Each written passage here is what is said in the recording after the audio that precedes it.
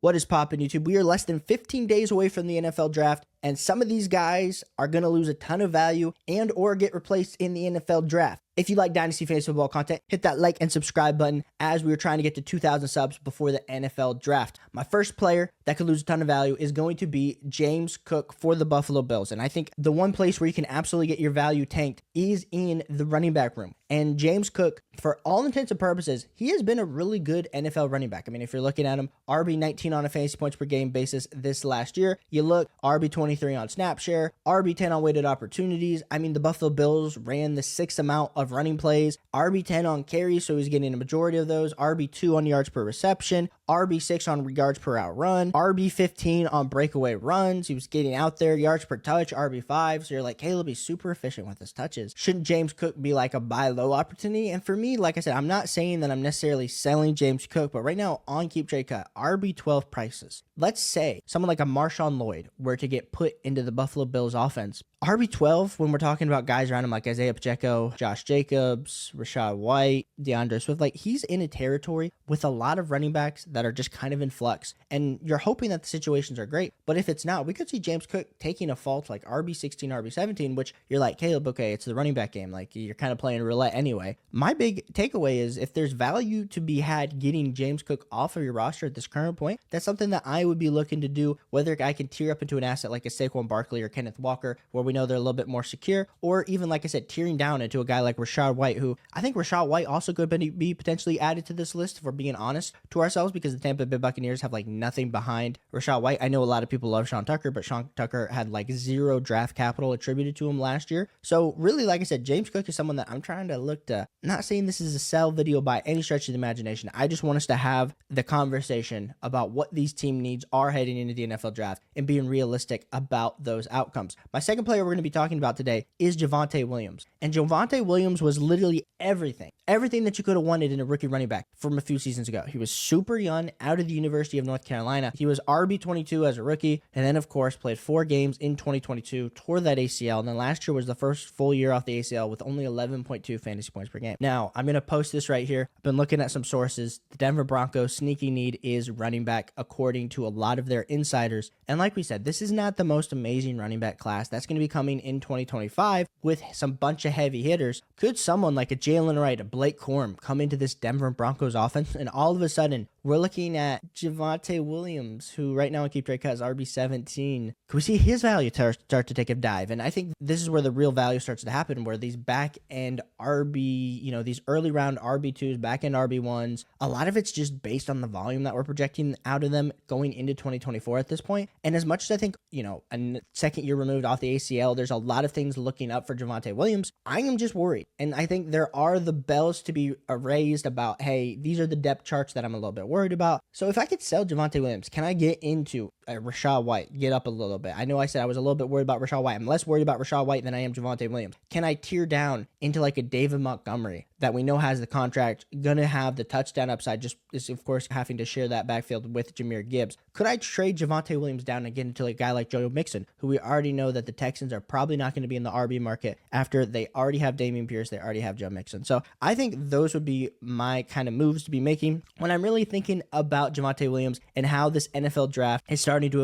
affect some of these players. My next guy is going to be Zamir White. And if you've been on any Dynasty channel within the last, like 2 to 2.5 months, a lot of people have been in on Zamir White because we saw what he was out of the University of Georgia, coming in absolutely ripped to shreds. We saw him produce on a fantasy football level this last year when he got the opportunity, when Josh Jacobs went down with that injury. And like I said, only 4.4 fantasy points per game, RB60 last year, but right now on Keep Trade Cut, RB29, which is really just attributing to the value that he's the only Raiders running back. Guys, the Raiders are definitely going to be taking a running back in the draft. Just depends on how early, how mid. I mean, I know they are rebuilding, so there's a lot of chances that maybe they try to trade up in the draft to end up going and getting the quarterback of the future. Maybe they end up trading some of those seconds and thirds away that potentially would be in the perfect range to grab one of these running backs in the draft. I'm just worried about Zamir White, not only because we haven't really seen the fantasy football production, also because his value is baked in. Like, he's right around Trey Benson, a rookie, Blake Corum, a rookie, Alvin Kamara, Tony Pollard, Aaron Jones. Like, if you're a competitive team and you need some running back help, Zamir White isn't going to be it. And if you're a rebuilder, Zamir White also isn't going to be it because I don't think he has a long-term future with the Raiders. So like I said, this draft is going to cause a lot of stirring to happening, but when I'm looking through these depth charts, Zamir White's one where I'm like, that one, I don't think that one's going to cut it. And maybe I could be wrong on some of these takes, but like I said, I want us to really be logically thinking about some of these players as we head into the NFL draft season. The next guy we're going to be talking about is Kyren Williams. And I know Kyren Williams, awesome fantasy football running back. What we saw Kyren Williams do this last year, absolutely incredible. With 21 fantasy points per game,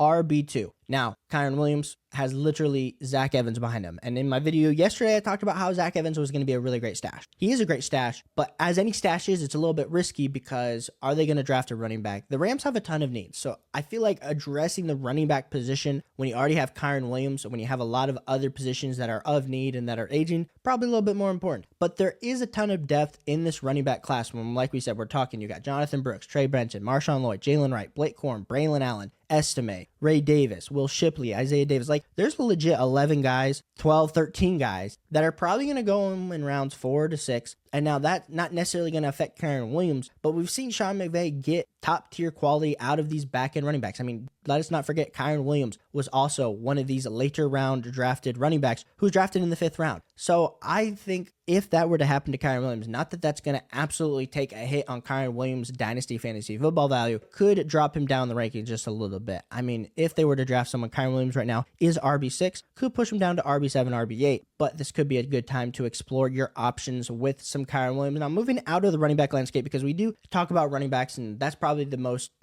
it gets punched right in the face on draft day. But let's talk about some wide receivers that could potentially be affected by the NFL draft. And let's start with the first one, and that is going to be my man, Zay Flowers. Besides Mark Andrews, Isaiah Likely at tight end, and Zay Flowers, who is really on this Baltimore Ravens offense that we have to worry about? I mean, Odell Beckham's a free agent. We haven't seen Rashad Bateman do anything of value for the Ravens. The Ravens are going to be in a good position in a deep wide receiver class to go add some absolute talent to their team. Now, I'm not saying Zay Flowers is not a good wide receiver, because let's be clear, like right now, after his rookie season, he's right now at wide receiver 22, so he's behind DK Metcalf, ahead of guys like Jordan Addison, Tank Dell, JSN. But right now, if I can flip Zay Flowers for pretty much Tank Dell, JSN, Nico Collins, DJ Moore, like those are deals that I'm trying to do with Zay Flowers, because I do think they're going to be adding someone in this electric Baltimore Ravens offense. They added Derrick Henry. There's always going to be a priority on the run game when you're in the Ravens, when you're playing in the cold. But you add, let's say they're not even going to add like one of the top guys, but maybe they add someone like a Troy Franklin in the draft. Maybe they add somebody like a Ladd McConkey or something like that. I think Zay Flowers, not that it's going to absolutely tank his value, but when we're talking about these young wide receiver 2s, I think that could push him down to wide receiver 26, wide receiver 27. And if something like that were to happen, I feel like that's why his value right now is kind of in flux. And that's why I'm going to definitely explore my options. And that's why I'm a little bit worried. I feel like you need to act fast over the next 15 days to kind of figure out where you stand with Zay Flowers. Do you believe Zay Flowers, if another very talented young wide receiver comes into the mix, that Zay Flowers is going to be the alpha? Because that's something that you're going to have to determine and kind of go with. My next guy we're going to be talking about is going to be Deebo Samuel. That's another one that I'm just a little bit not as excited about, purely because we got the Brandon Ayuk rumors that Brandon Ayuk is potentially wanting to trade. I know there was some Twitter drama with Brandon Ayuk not actually requesting a trade being reported. Deebo Samuel's getting up there in age, and in the loaded wide receiver class, the 49ers, who have a very smart front office, would be absolutely idiotic if they did not try to get a piece of this in the 2nd, 3rd, 4th round. And while I don't necessarily think this directly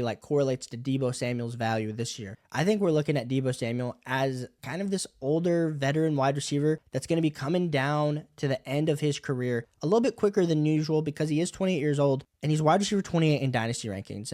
And with players like him, we've seen Mike Evans be able to kind of maintain this wide receiver 28 to wide receiver 30 over the last 2 to 3 seasons, even though he's getting up there in age. Deebo Samuel just doesn't feel like a player that's going to be able to uphold this current dynasty value if they start adding in weapons. And the moment that they start adding in weapons in the NFL draft, the questions are going to come. Now, I know Deebo Samuel is an absolute bull when he's out there on the field, absolutely electric with the ball in his hands, running back as a wide receiver as a running back, the whole 9 yards. yards. For me, like I said, the NFL draft could directly impact and correlate to Deebo Samuel's value, which it could do for a lot of players. But I think Deebo Samuel, with the rumors of Brandon Ayuk, with the fact that George Kittle's also getting up there in age, they're going to want to surround Brock Purdy and continue this push that they've had over the last few seasons to get to the Super Bowl. I think they'll definitely be adding a younger weapon in the NFL draft. Another guy to be talking about, switching back to the running backs, is going to be James Conner. And James Conner's been absolutely electric. We've talked about him as one of my favorite running back buys that you could potentially have, just because of his age, just because of his touchdown production, just because they haven't had anyone really behind him in Arizona. But I think in this running back class, like I said, it's like 12, 13 deep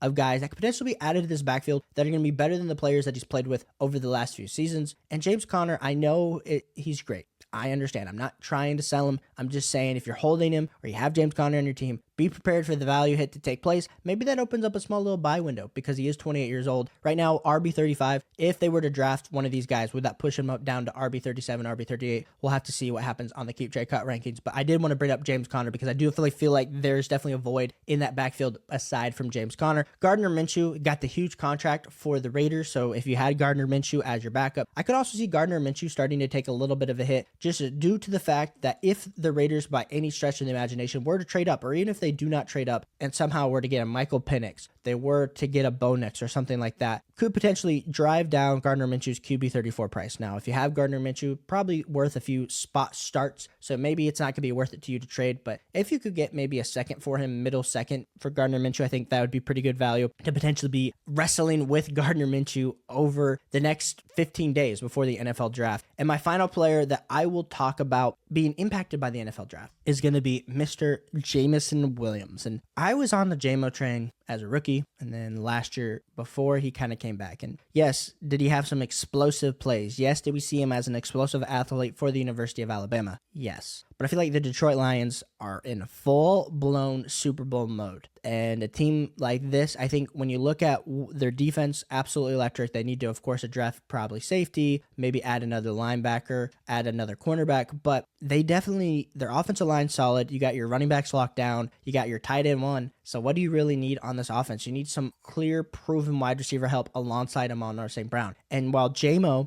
could definitely step up and be that first round draft pick that we were hoping to be, he could also be a bust that happens in the NFL. And while I'm not trying to project that on him, we saw Jahmyr Gibbs get 71 targets this last year, only had 42 targets in 12 games for JMO last year in 2023. A lot of people think he'll take that year 3 step. For me, I just don't like taking the risk with some of these face plant wide receivers. So you add in the fact that he's been a face planter, then you add in the fact that they potentially might be in the market for a wide receiver in the NFL draft. Makes me a little bit worried about Jameson Williams overall. So just wanted to give my thoughts on some of these guys as we're heading into NFL draft season, because yes, we can talk about rookies. We're going to be talking about rookies later this week, but I also wanted to talk about some guys that potentially we need to be a little bit worried about heading into the NFL draft time, just because we know we're always playing the stock market with our teams to get the absolute most value at each and every time, because if you sell low and you always are buying high, that's going to be some major mistakes. So we want you to sell high. We want you to buy low at some certain point. So I appreciate you guys for tuning into this video. Hit the like and subscribe button if you haven't already. On the way to 2,000 subs.